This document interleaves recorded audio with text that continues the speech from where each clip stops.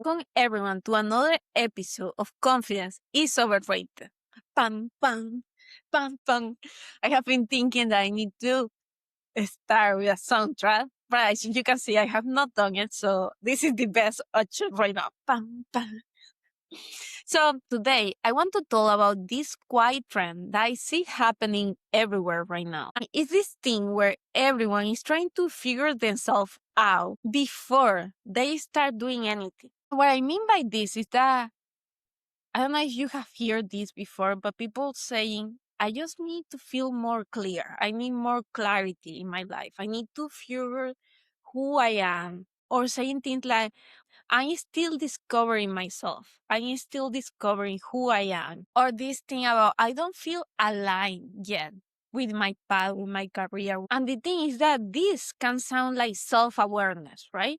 Oh, you are not clear. You need more clarity. Need more alignment in your life. Sounds like self awareness. But I think this is actually often what keeps us stuck because we think that if we don't have the perfect clarity, the perfect alignment, the perfect, that sense of certainty, then we cannot do anything.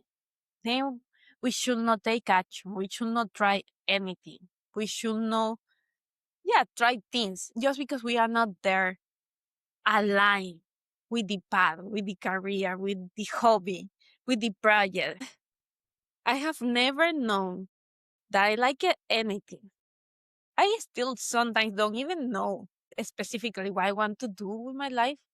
But the more I do stuff, the more I try things, the more I realize what I really like, what really matters to me, what I really enjoy doing, and what I don't.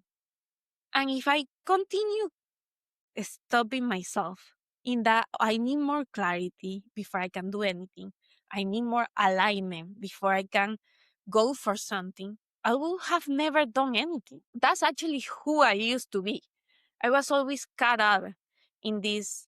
I need to feel, perfectly prepared or perfectly clear or perfectly ready to do something, to try something before I do it. And for me, it didn't work. For me, it actually always made me feel like I was behind because I didn't know what I wanted. I never felt clear. I never felt completely aligned or certain of things. I wanted to experience more things. I wanted to do more stuff. I wanted to try different things and go to different places and become different things. But I didn't exactly knew how or what. And when you are in those moments, I need to figure things out before I can do anything. You are just keeping yourself stuck. Because what if you never find yourself? And just think about this for a moment. What if you don't find who you are? You don't find somewhere else who you are supposed to be. What if you become who you are by doing things, by trying things? Kind of like how you kind of like how you realize what ice cream flavor you like by trying different ice cream flavors. What if that's how you discover and become who you are supposed to be by doing stuff? What if you become who you are by being the person who does those things? And here is a cultural observation I have noticed recently. We are living in a time where identity is something we try to define first before we do anything. So we use all these labels, all these roles, all these aesthetics, and we use them to define who we are first. We say, oh, this is who I am. We try to affirm it. But if you look at how people transform, it rarely starts there. It rarely starts by putting a label on someone or putting a label on yourself and thinking, that's just who I am. That's like you saying, I want to become a content creator, but never posting. That's like you saying, I want to become a writer, but never writing. Or I want to become a runner, but never running. I want to get in better shape, but you never go to the gym or never take care of yourself. Or saying, I want to start a business, but never actually offering your services or your products to anyone, getting stuck in the research mode. And I told you all of this because I have done all of this at one point in my life. I will say I want to create content but never post it. I have all these ideas but never actually implement the ideas. Or I want to start a business but never actually talking with anyone about what I'm offering, what I want to offer, or my products or my services. Just getting started in this stage of always planning and always researching. Or even before, when I will always say, oh, I want to get in better shape, or I want to get fit, and never actually doing anything to get in better shape or to get fit. We have all confused thinking about becoming something with actually becoming it. And nowadays, with social media, this has become even trickier because now when you consume content in your phone, you can feel like you are part of something without actually doing the thing, without actually taking the action. So you might save posts about recipes that you want to cook, and then you are like, oh, I'm learning new recipes. Or you might watch people's routines online and say, oh, I'm becoming disciplined because you watch someone wake up early and do all this stuff in their day. And then you believe, oh, I'm becoming disciplined. I'm studying how other people do it. Or you might start planning your content. You might start writing down all your ideas and all the things that you want to post yourself. And you might confuse that with creating content. But you never actually create the content. You know, actually never post it and share with other people. You are still not doing it just because you are planning and thinking. I know it's confronting to hear this because I have made all these mistakes before. I have said I want to post more content and then just talk about it, but never actually create the content or post it.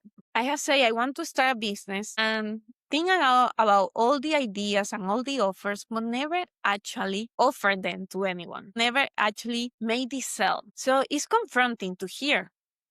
But that's why it's so important to recognize because you cannot become someone by thinking about becoming that person. You have to take the actions to become that person. Nowadays, you can consume the identity that you want to embody all that you want without having earned it, without having become the identity. And that's what makes it even sometimes more difficult to start because you feel like you are doing something just by consuming that content, just by researching and learning, but never taking the actions. So here is the message that I want you to take with you. Identity is not something that you can declare. Identity is not something that you can just affirm, with affirmations and worthy and confident. You can say something and you can think about something all that you want. But if you don't build the proof, if you don't build the evidence, it will never completely become a belief of yourself. It will never become a part of yourself. So, yes, you can affirm all that you want, but at some point, to build that identity and to build that belief, you have to demonstrate to yourself that you are indeed that person, that you are indeed those things. Because your brain is always watching, is always noticing the things that you do, not only the things that you say, but also the things that you prove with your actions. Your brain is constantly asking, what is she doing consistently? What are the actions that she's taking consistently? Then it builds your identity. It builds what you believe you are from that proof, from that evidence, from those things that I see you do consistently. Have you ever noticed how someone says, I'm just not the type of person who posts online. And then they post one time, they kind of enjoy it that first time, and then they do it a second time and it feels easier to do. And suddenly, that thing that was scary, that was not a part of who they were, becomes less scary, less uncomfortable, and they start doing it more and more. And they start posting every week or every day consistently. This is simply because the first time you do something, that brings discomfort, that feels uncertain, that feels scary. But then, if you do it a second time, it becomes slightly easier. You might notice that it's not that scary, not that difficult, not that uncomfortable. And then if you continue doing it the third, fourth, fifth time, You start saying to yourself, maybe I am this kind of person. Maybe this is something I can do. And you start doing it more if you start enjoying it and if it's something that you want to embody in your life, it's something that you want to do. But the thing is this, it was no confidence what changed first. It was no identity what changed first. It was exposure to the action. It was exposure to doing it and to experiencing that thing. Think about someone who starts going to Pilates or who starts going to running clubs. At the beginning, they might feel uncomfortable. They might feel like an outsider. And I have done both. And when you go to a Pilates class the first time, and they start talking about the resistance and all this movement and all these positions, you can feel right away like, oh, I don't belong here. I have no idea what they're talking about. And it's the same with running. If you have never run and you go to a running club, and everyone's talking about their pace, about their starting pace and how long it takes them to do 3 miles or 5 miles, and their running shoes and the socks, it can feel overwhelming. But you continue going to Pilates classes or you continue running, a few weeks in, you start buying the outfits, you start buying the grippy socks, the socks that have the grid underneath for the Pilates reformer. And then you start buying the running shoes and the thin running socks and the perfect shoes and the perfect outfit. And you start understanding the pace and what is your average pace. And you start measuring yourself. You start understanding the class, the message, the words. You start understanding the routine, right, of what happens in every class or in every round. And you start becoming that person who goes to Pilates or who runs.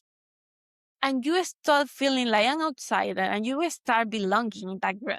But that identity doesn't happen the first time you go to Pilates class. It doesn't happen the first time you take a run. That identity only happens with repetition. That identity follows repetitive actions, repetitive routines. That's what makes it a part of who you are. And that's what makes you believe that you are becoming that person, that you are that person now. The thing why this matters is because at the end of your life, you're not going to think about the things that you almost became. You were almost on the verge of trying and becoming. You are going to remember the things that you actually did, the things that you actually became. The scariest thing in life is not failing, it's not being rejected, it's not even feeling like you don't belong at a specific moment or in a specific place. The scariest part is becoming the person who is always waiting, who is always postponing, who is always hesitating the things that they want to try to experience, but who never actually goes for it, who never actually tries it. Because here is what they don't tell us about waiting and about procrastinating and about hesitating, is that becomes our identity. That starts becoming a habit. The more we do it, that starts becoming our patterns. Every time you hesitate, every time you keep waiting, every time you keep postponing things that you want to do, that you want to experience, you are not just staying the same.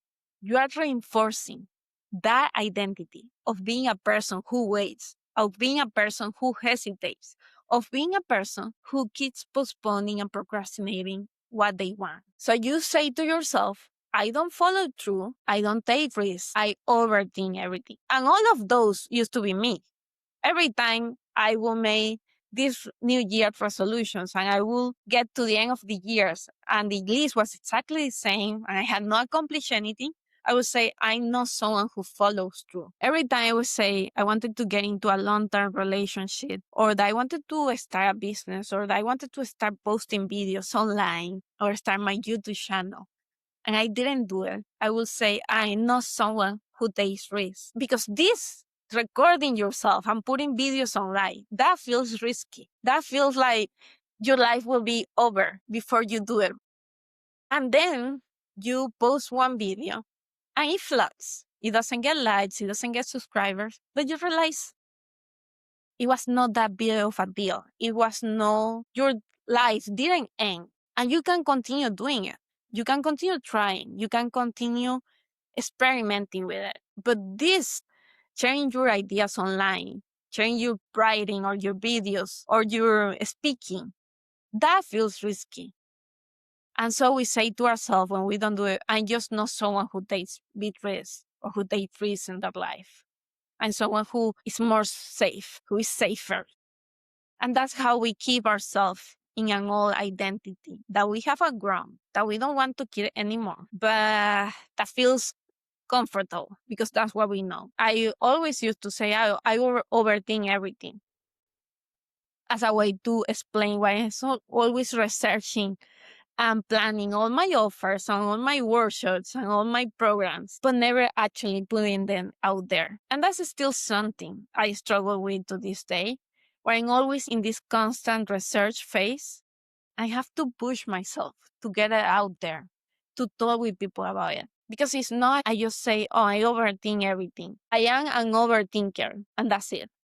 That's just who I am. And I cannot get over it.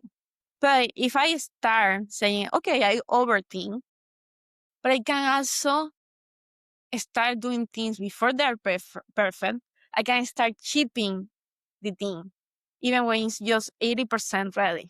Instead of waiting for the 100%, instead of waiting for it to be perfect, I would chip it when it's at 80% ready. I will just start talking about it. And that's the way we start in small ways changing our identity and changing how we start seeing ourselves. So inaction is not neutral. It's identity training.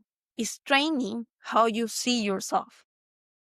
That's why it's so dangerous. When you don't take an action, when you don't move and you keep yourself in your comfort zone, in that stage where it feels safe, you are training yourself. You are training your brain. You are training who you are to see you as a person who keeps waiting. It's identity training. Instead of asking yourself, who do I need to become before I start doing something, before I start posting content online, or before I start sharing my ideas, or who do I need to become before I get into the relationship? Who do I need to become before I start the business? Who do I need to become before I get fit or I take better care of myself? Instead of asking yourself those questions, ask yourself, what action would prove that I'm already becoming that person? What action can I take right now in this moment, imperfectly, messy, small, but that will prove to myself and to others that I'm becoming that person who takes better care of themselves, who is ready for a relationship, who can start their own business, who can go back to school, who can take care of themselves, who can post their ideas online, who can start recording the videos or writing the book. What actions would prove that I'm becoming her, that I'm becoming that person, that woman who does those things? And here you can use this rule, the proof over promise rule. Instead of saying, I want to be more confident, start by doing something small or big that a confident person will do. Maybe a confident person will talk to others, will ask the question, will send the message, will apply for that job, will send the offer, will make the call, will start the hard conversation. Confident person will post, even if just once, and see how it goes, see how they feel. They will send the email. They will sign up for the class or for the course. They will show up in the gym, even when they don't know what the machines are for or what the equipment is for.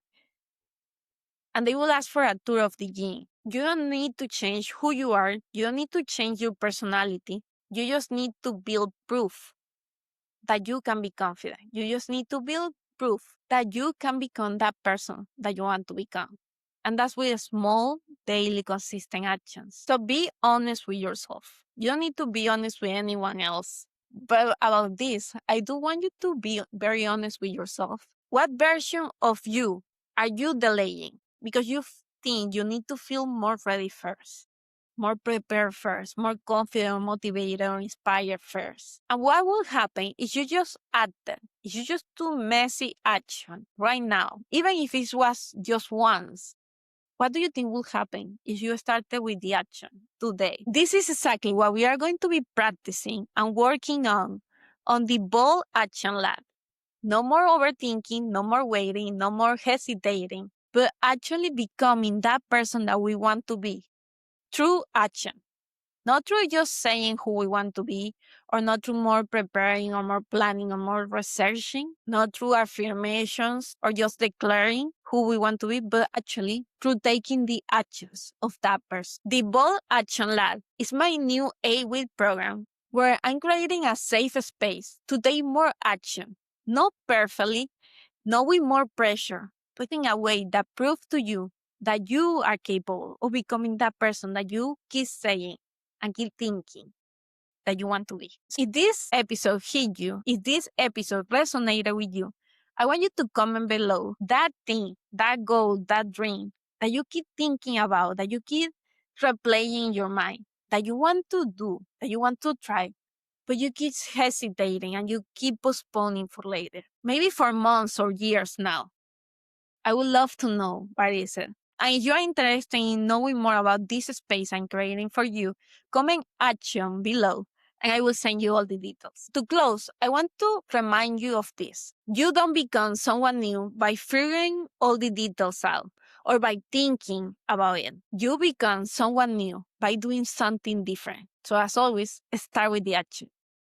Thank you for watching or listening to something that I know have the power to change your life. You are capable of creating a life that you love. Never forget it. I'm honored to have you here. I will see you and welcome you on the next episode next week. Bye bye.